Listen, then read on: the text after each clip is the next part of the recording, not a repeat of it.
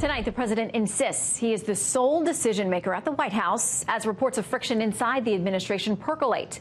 So is there some sort of intervention in Iran on the horizon? Let's discuss it all with tonight's special guest, Hawaii Congresswoman and 2020 presidential contender, Democrat Tulsi Gabbard. Nice to have you with us tonight. Thank you, Shannon. Great to be here. Okay, so let's talk about the Wall Street Journal quoting a senior defense official says this. This is a case where credible intelligence drove measured, appropriate operations. We know that some lawmakers have been briefed. There's a push for all of you to be briefed next week. Are you confident that the administration is taking measures in line with what they actually know? I'm looking forward to getting that briefing. I can tell you as a soldier, I serve in the Army National Guard. I've been serving for over 16 years. I've deployed twice to the Middle East. And in Congress, have served over 6 years on both the House Foreign Affairs and the Armed Services Committees. And I know two things very well. First is the high human cost of war. You know, these wars across the Middle East and Iraq, thousands of my brothers and sisters in uniform lost their lives, many more injured. And I also know the cost on the American people.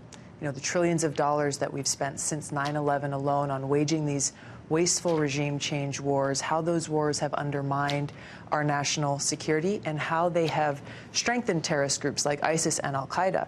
So when we talk about a potential war with Iran, which is looking like we are walking very dangerously down that path, what I think is important for the American people to know is that a war with Iran would make the war in Iraq look like a cakewalk. The devastation and the cost would be far greater than anything we've ever experienced before. So the president said today when he was asked point blank, are we heading to war with Iran? He says, I hope not. Yeah. Secretary Pompeo has said that's absolutely the opposite of what we want. And so there's a lot of talk about the fact that the president has been telling his aides, I don't want this to escalate. This is absolutely not something we want to get into. You know, during the campaign, he talked all the time about getting us out of places. He does not want to be somebody who gets into foreign incursions that we don't need to. But today, this is what Senator says on the Senate floor. He described the situation as serious and potentially imminent threat to U.S. forces and said the Trump administration is right to reposition military assets and be in a position to retaliate should Iran lash out at U.S. interests in Iraq or the Middle East. So knowing that the president was so dead set against these kinds of things, does it convince you now that he's seen something significant to change his mind?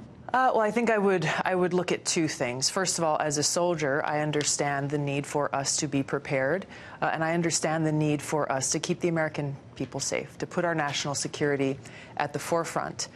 What's concerning to me is that while Trump and others in his administration are saying that they don't want to go to war with Iran, I hear them saying that more now that they're getting a lot of pushback from our allies, like those in the UK, when in fact the actions that the administration has been taking are telling us another story, that it's actually pushing us closer and closer to the prospect of a war with Iran. This is what I'm very concerned about, because I know that that cost on our troops, on the American people, on civilians across the Middle East and the region, creating more refugees, creating more instability in Europe. I mean, the cost would be very great. They have not presented that evidence to Congress yet. So, and you'll get a briefing next week. We look forward to getting that information and considering it very carefully. We have some brand new polls today. You're running for the presidency. Fox News poll has you in 11th place now at 1%. And I think it's interesting. 11th out of how many? There are a lot. That's a lot. I mean, listen, there's a field of like 23, 24 people now. Yeah. But I think it's interesting that so many of the men who are doing well are talking about, I'm going to add a woman. This is something I'll do to my ticket. Yeah. I thought it was very clever that Senator Kamala Harris responded this way about talk that she would be added to someone else's ticket, like maybe the former vice president. Sure. I think that Joe Biden would be a great running mate. As vice president, he's proven that he knows how to do the job. What do you make of this talk that a woman somehow needs to be added to the ticket?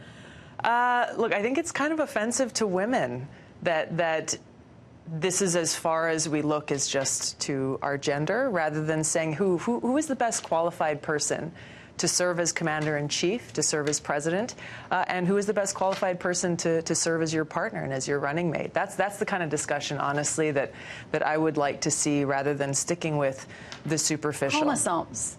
At this point. Exactly. Okay, how do you get beyond 1%?